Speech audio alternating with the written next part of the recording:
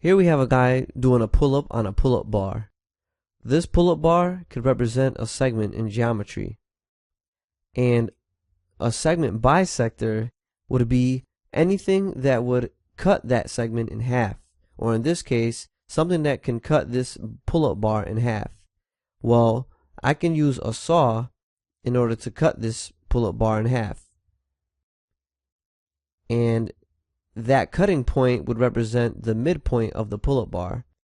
If I want to represent this situation in geometry, I can draw a segment to represent the pull-up bar, and the cutting point would be here in the middle.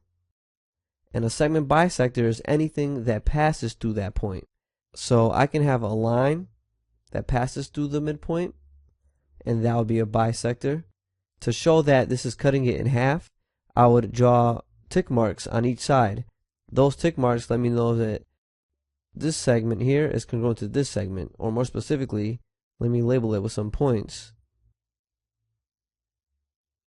The segment AB would be congruent to the segment with endpoints B and C.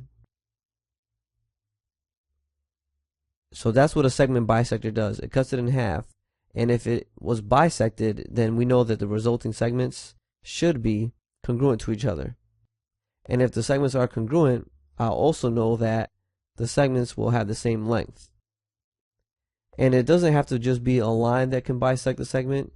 You could have the same case. So if I draw another segment here where the endpoints are A and C, and something's going to pass through the middle, let me call that point B.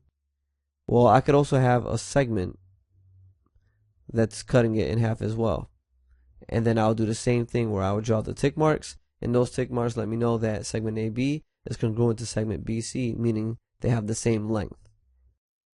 So that's how you label a segment bisector in a diagram.